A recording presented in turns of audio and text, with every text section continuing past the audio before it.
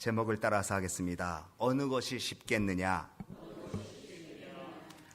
오늘 저희들이 같이 봉독한 본문의 말씀은 일반적으로 중풍병자 걸린 환자와 내 친구들 이야기로 잘 알려져 있습니다.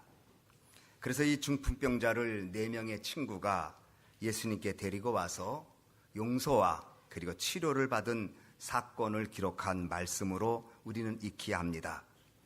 복음서에는 이 이야기를 중요하게 다루고 있습니다. 그래서 오늘 마가복음 2장 위에도 마태복음 9장, 누가복음 5장에도 동일한 사건을 기록하고 있습니다. 오늘 본문을 시작하는 마가복음 2장 1절은 예수님이 수요일 후에 예수께서 다시 가버나움에 들어가시니 이렇게 기록되어 있는데, 누가복음 5장 16절은 예수는 물러가서 한적한 곳에 기도하시고 가버나움에 들어갔다고 말씀합니다. 예수님은 기도를 하시지 않아도 전능하신 하나님의 아들이기 때문에 모든 일을 감당할 수 있는 분입니다.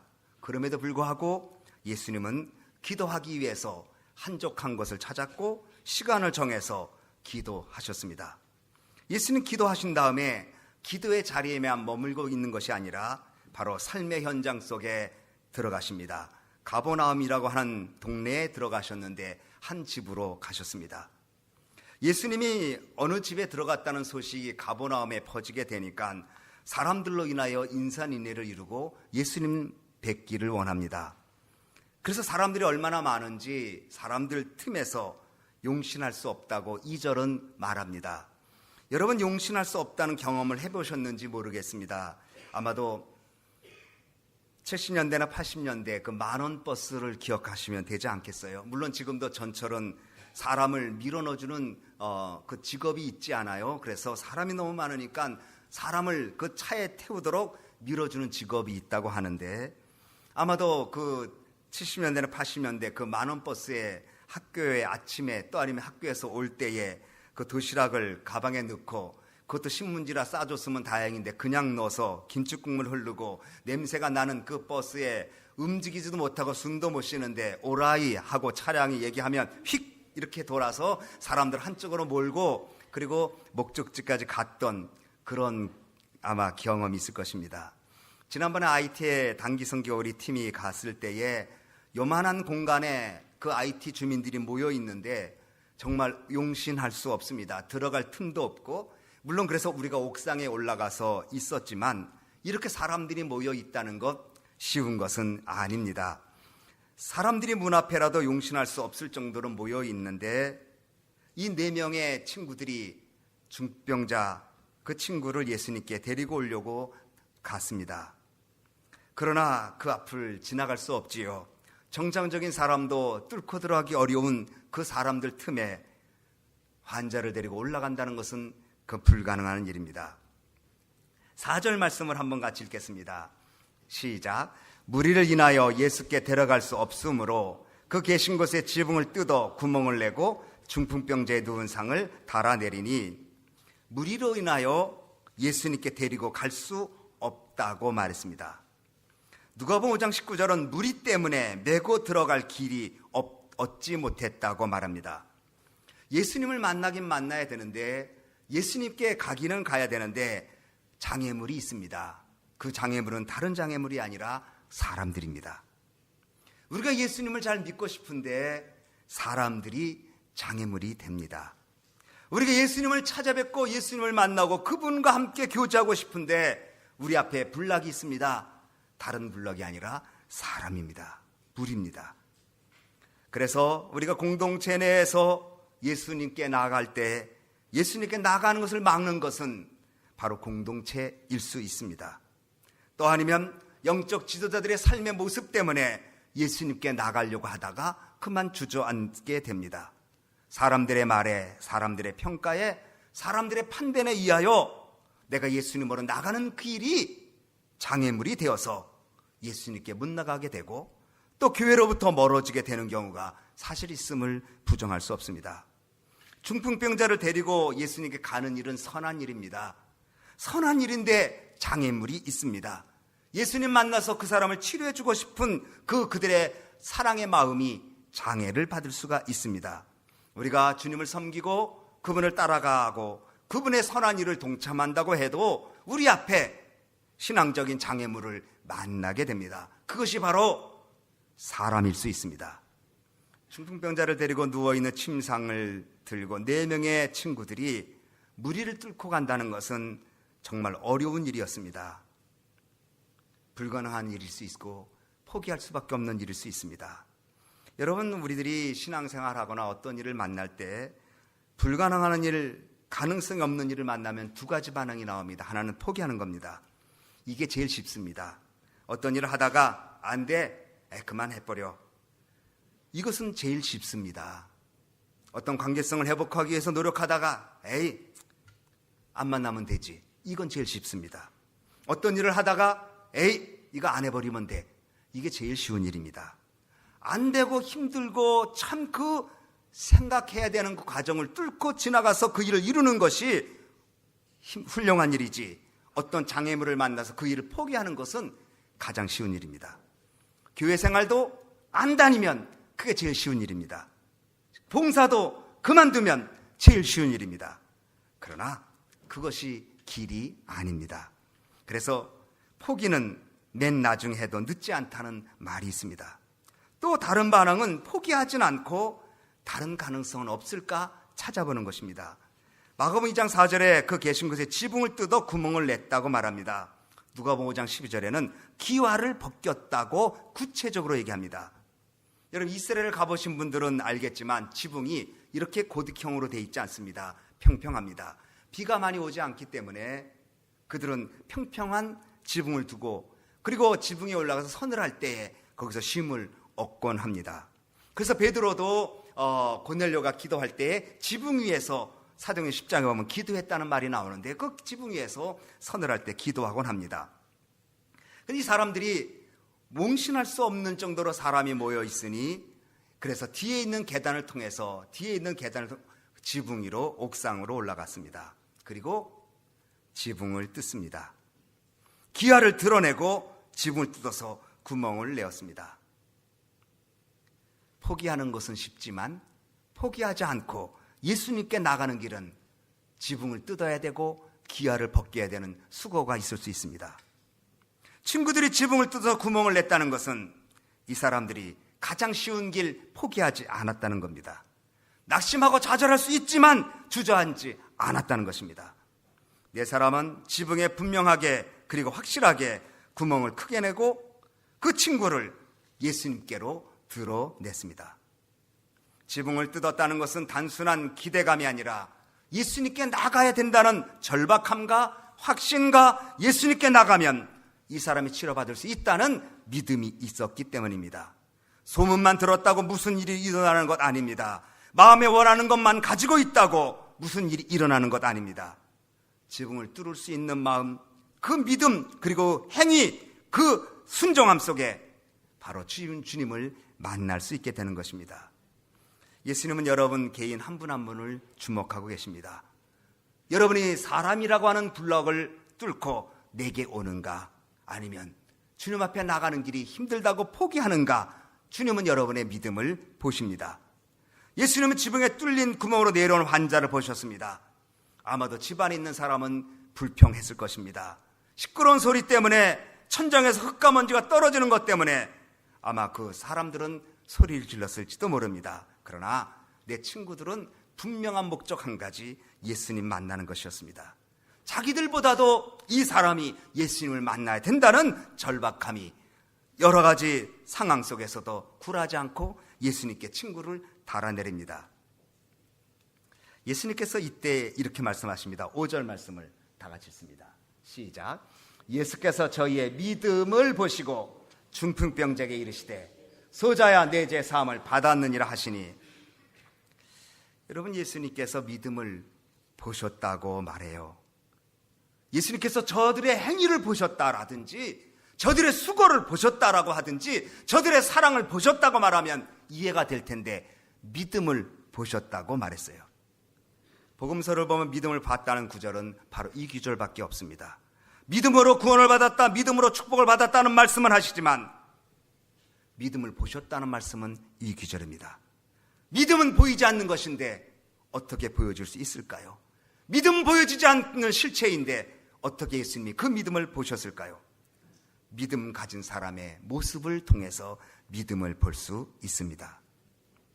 믿음을 가진 사람은 불가능을 가능성을 봅니다. 어려운 상황은 보통 사람과 믿음의 사람을 구별합니다. 어려운 여건은 보통 집단과 믿음의 집단을 구별합니다. 불경기는 보통 사업가 믿음 가진 사업가를 구별합니다. 위기는 믿음 있는 사람과 믿음 없는 사람을 구분짓는 경계점입니다. 우리는 불가능한 것을 보고 포기할 때는 믿음이 없습니다. 그러나 그러한 과정 속에서 어찌하든 주님께 나가려고 하는 애씀과 수고를 주님은 기억하시고 믿음을 보셨다고 말씀하십니다.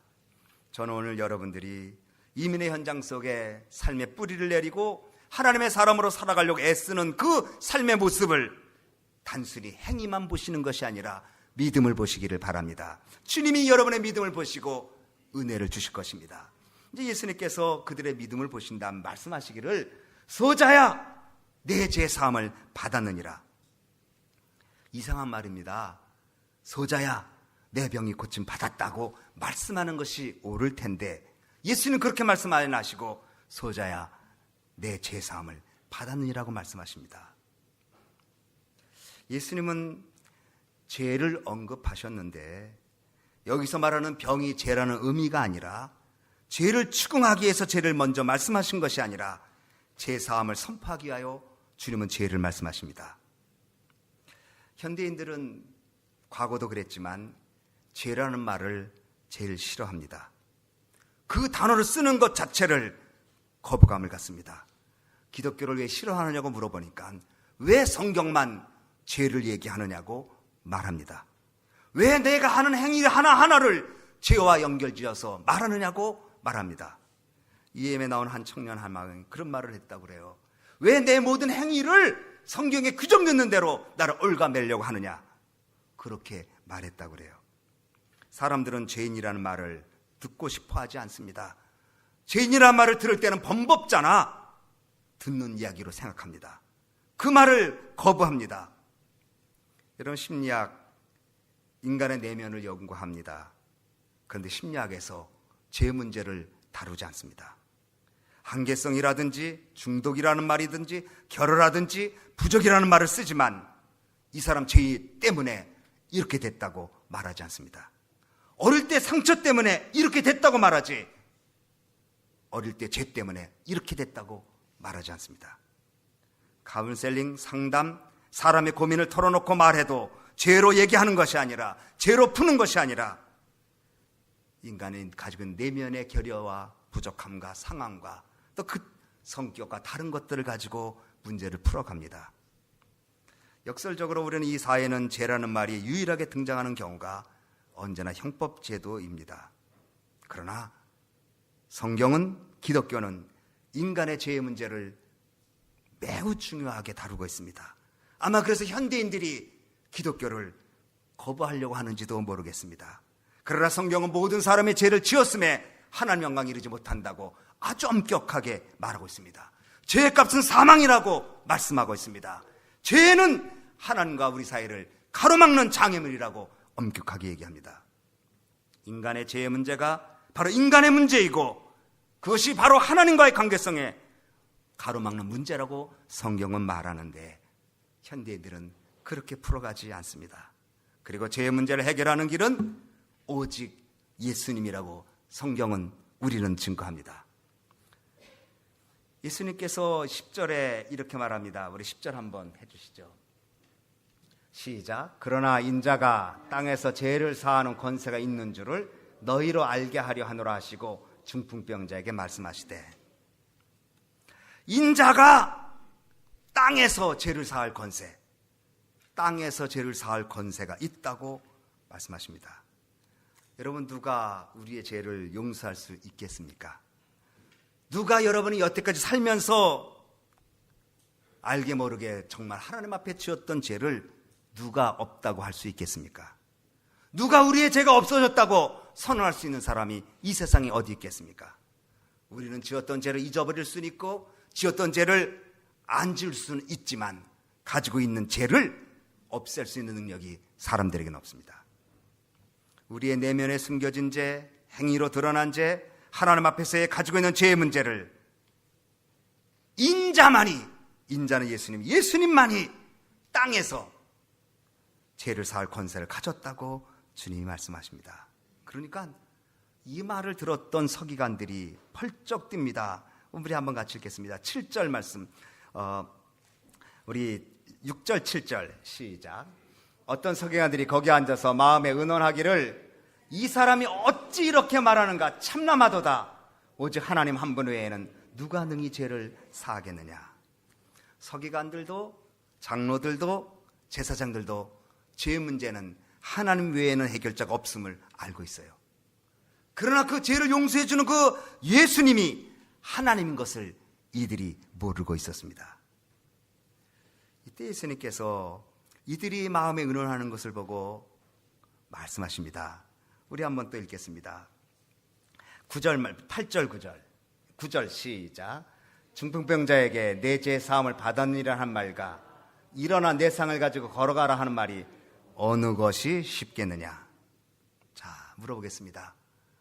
여러분, 용서해 준다는 말과 우리 죄가 용서받았다는 말과 지금 가지고 있는 질병에 치유받았다는 말과 이 두 가지 말 중에 여러분이 생각할 땐 어느 것이 쉽겠습니까? 두 개 다 어렵습니다. 인간의 힘으로는 두 개 다 할 수 없습니다. 죄 용서도 할 수 없고 사람의 질병과 심령의 질병을 치료할 능력도 없습니다. 내 상을 들고 걸어서 그리고 죄 용서받았다는 말, 이 두 말 중에 무엇이 쉽겠느냐. 인간의 힘으로는 다 어렵다는 것입니다. 그러나 주님은 그것이 어려운 일이 아니라 하나님의 권세로 두 가지가 다 할 수 있는 하나님이시라는 것을 말씀합니다. 예수님 두 가지 선언하십니다. 내 죄 사함 받았느니라 9절, 그리고 11절에 일어나 내 상을 가지고 집으로 가라. 예수님의 죄 용서의 선언과 치료의 선언은 집으로 돌아가는 회복의 선언입니다. 이 사람이 치료받고 용서받은 것은 바로 공동체로 들어가는 길이요, 가정으로 돌아가는 길이요, 그 사람이 속해 있는 삶의 현장으로 복귀할 수 있는 은총이라는 것입니다. 죄와 그리고 사회적인 그리고 여러 가지 삶 속에서 눌려있고 소외됐던 이 사람이 예수님 만나서 죄의 문제와 그리고 치료의 문제를 회복한 다음 바로 그 부분은 집으로 돌아갔습니다. 믿음이 있는 것이 무엇입니까? 신앙생활을 잘한다는 것이 무엇입니까? 집으로 들어가는 것입니다. 바로 내 삶의 현장, 내 집의 현장에서 용서와 치유의 역사를 보여주고 살아가는, 그래서 하나님의 사람으로 살아가는 것이 바로 믿음 있는 사람의 모습입니다. 예수님의 치료의 선언과 용서의 선언을 사람들이 보고서 놀랍니다. 12절 말씀 우리 한번 보여주겠습니다. 시작. 그가 일어나 곧 상을 가지고 모든 사람 앞에서 나가거늘 저희가 다 놀라 영광을 하나님께 돌리며 가로되 우리가 이런 일을 도무지 보지 못하였다 하더라. 여기 보는 사람이 있고 치유된 현장을 보여주는 사람이 있습니다. 두 종류의 사람입니다. 보세요. 하나님의 영광을 보여준 사람이 있고 하나님의 영광이 드러난 것을 보는 사람이 있습니다. 신앙생활은 하나님의 영광을 보여주는 사람이 있고 하나님의 영광을 보는 사람이 있습니다. 관객과 주인공이 있습니다.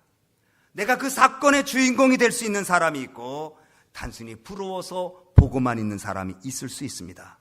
관객은 사건을 보고 놀라고 박수는 치지만 그 체험이 없는 사람이고, 주인공은 어려웠지만 힘들었지만 믿음 가지고 바로 주님의 영광을 드러내는 주인공이 되는 것입니다. 관객과 주인공의 차이가 어디 있습니까? 보는 사람은 앉아있고 주인공은 체험합니다. 보는 사람은 박수는 칠 수 있을지 몰라도 주인공은 아픔과 그리고 그 연약 속에서 하나님의 살아계신 그 말씀 붙잡고 믿음으로 일어서는 사람은 주인공이 될 수 있습니다. 중풍병자를 메고 온 친구들, 그리고 중풍병자, 그리고 지붕을 뜯은 그들의 믿음을 통해서 치유와 용서를 체험한 주인공이 되었고, 그 주인공 때문에 주변에 있는 많은 사람들이 하나님 살아계심을 보게 되었습니다. 오늘 우리의 삶의 현장도 마찬가지입니다. 여러분이 하나님 앞에 믿음의 신앙의 주인공이 될 수 있고 단순히 보고 부러워만 할 수도 있습니다. 아, 저분 정말 믿음이 저렇게 하나님이 함께 하셨나 봐. 하나님이 저렇게 또 도와주셨네. 나도 힘들지만 잘 해야지. 친구들처럼 포기하지 않고 지붕을 뜯어내고 예수님께 자기의 조그만 삶의 현장 속에서 보여준 믿음이 용서와 치유의 선언을 들을 수 있었던 사람처럼 어느 곳이 쉽겠느냐? 주님, 우리는 두 개가 다 어렵습니다. 그러니 주님, 저희들을 긍휼하게 주셔서 용서와 치유 사건의 주인공이 되고 바로 우리가 그 삶의 현장에서 주님의 용서와 치유를 증거할 수 있는 주인공 되게 해달라고 기도하는 것이 오늘 우리의 기도의 모습이 되어야 하지 않을까 생각해 봅니다. 우리 소망교회 귀한 식구들, 벌써 올해도 8월달 시작했습니다. 후반전이 중요합니다. 후반전에 잘해야 합니다. 이제 우리가 다시 믿음의 끈을 굳게 메고 포기하지 말고, 포기가 제일 쉬우니까, 버리는 것이 제일 쉬우니까 그렇게 하지 말고 다시 한번 새롭게 일어나 용서와 치유 사건 속에 집으로 돌아가라. 바로 내 삶의 현장, 가정, 교회, 공동체를 용서와 치유 사건으로 하나님께 영광을 돌리는 주인공 되시기를